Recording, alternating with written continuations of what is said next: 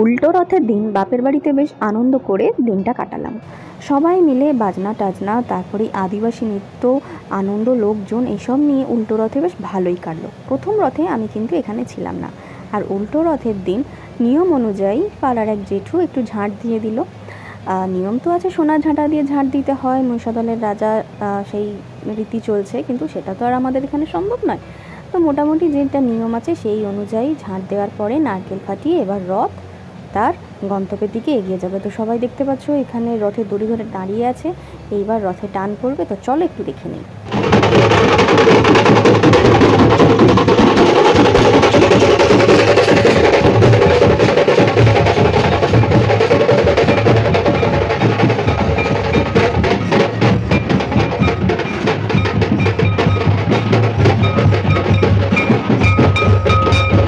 এই রথযাত্রা এই বছর 11 বছরে পদার্পণ করলো।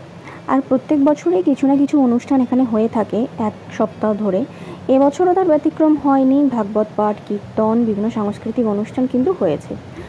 আর এই আদিবাসী নৃত্য এবছর কিন্তু খুব সম্ভবত প্রথম এসেছে। আর এই যে ছোটো ছোটো বাচ্চাদের দেখছো, এদের আনন্দটা কিন্তু সব থেকে বেশি থাকে। এরা প্রথম দিকে এই যে দুটো বাচ্চাকে এই ধরনের একটা ব্যানার দিয়ে দেওয়া হয় যাতে ওরা সবার সামনে যেতে পারে। আর এই ছোটো ছোটো চিল্লার পার্টিগুলোকে দেওয়া হয় পতাকা, কারণ ওদের উৎসাহটা সব থেকে বেশি, ওদের আনন্দ, ওদের সব কিছুটাই বেশি। আর এই রথযাত্রাটা মূলত বড়রা, মানে বয়স্ক মানুষরাই কিন্তু অনুষ্ঠিত করে আসছে। ইয়াংদের থেকে বয়স্কদের কিন্তু এখানে উৎসাহটা বেশি। শুধু পুরুষরা নয়, এখানের বেশ কিছু মহিলাও কিন্তু এই কর্মকাণ্ডের সঙ্গে জড়িত রয়েছে। আর যখন রথ শুরু হবে ঠিক তার আগে কিন্তু তুমুল বৃষ্টি হয়েছিল। তো সবাই ভেবেছিল তো বেরোতে পারবে না, কিন্তু তারপরে দেখতেই পাচ্ছ কিরকম খাঁ খাঁ রোদটা উঠেছে। কিন্তু তাও সবাই রোদ, বৃষ্টি, ঝড় সব উপেক্ষা করে কিন্তু সবাই বেরিয়ে পড়েছে। আর এই যে পুটু পিসি, এই যে দেখতে পাচ্ছ, ইনিও কিন্তু একজন কর্মকাণ্ডের সঙ্গে জড়িত মানুষ। এছাড়া আরও অনেকে রয়েছে এখানে। তাদের সবাইকে হয়তো আমি ক্যামেরাবন্দি করতে পারিনি, কিন্তু হয়তো কেউ কেউ ক্যামেরাবন্দি হয়েছে। শুধুমাত্র একজন বা দুজনের প্রচেষ্টায় তো এতটা কিছু করা সম্ভব নয়। আমি আশা করব যে এর পেছনে যারা রয়েছে তারা তো অবশ্যই থাকবে। এছাড়াও যেন আরও অনেক এগিয়ে আসে এবং এই রথযাত্রা যেন আরও বছর বছর এগিয়ে যায়। তারপরে যথারীতি রথ তার সমস্ত গন্তব্যস্থল পরিক্রমণ করে তার নিজের জায়গায় ফিরে এসছে। তো এসছি, আমি অতটা যেতে পারিনি যেহেতু আমার ছোটো বাচ্চা আছে। তো আমি আগেই চলে এসেছিলাম কিছুটা গিয়ে, তো দাঁড়িয়েছিলাম কখন রথ ফিরে আসবে সেই জন্য। তো দেখতেই পাচ্ছ এখানে বাচ্চাদের আনন্দটা কতটা, ওরা কোনো নাচতে নাচতে আনন্দ করতে করতে আসছে।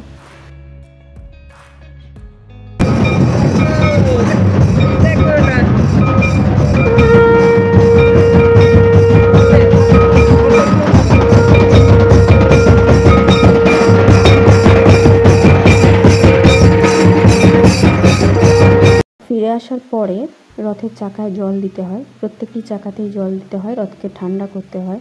অনেকটা পথ পেরিয়ে তো এলো। আর এখানে সবাই, এখানে নাম সংকীর্তন হচ্ছে, তো দেখতেই পাচ্ছ এখানে সবাই হরিনাম করছে। আর এখানে আমার কুটুসের জন্য মানত ছিল, তার দাদু মানত করে রেখেছিল বাতাসড়ি লুটের জন্য, তো সেটাই এখন হবে। আর ওর আনন্দটা দেখো।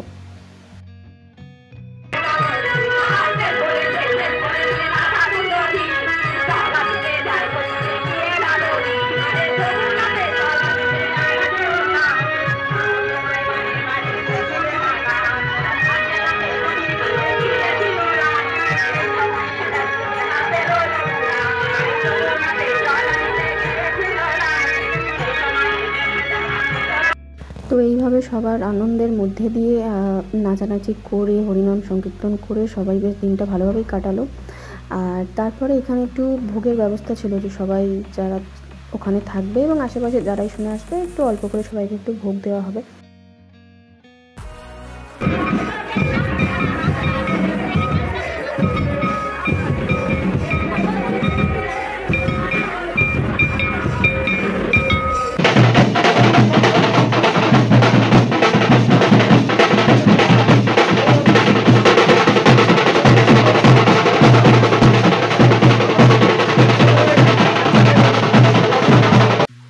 কুটুস তো এই দিনটা খুব মজা করেছে। সবার নাচ দেখে আর বাজনার আওয়াজ শুনে ও তো হাত তুলে তুলে তিরিং তিরিং করে আমার কোলেই নাচছিল। আর তারপর এখানে দেখো ভোগ দেওয়ার শুরু হয়ে গেছে, সবাই ভোগ নিচ্ছে। মানে লাইন সব জায়গাতেই দিতে হবে, সব জায়গায় লাইন। তো সবাই ভোগ নেওয়ার পরে আমরাও শেষে ভোগ টোগ নিলাম, আর ভোগ খেয়ে তারপরে বাড়ির পথে রওনা দিলাম। তো তোমরা জানিও যে তোমাদের এই ভিডিওটা কেমন লাগছে।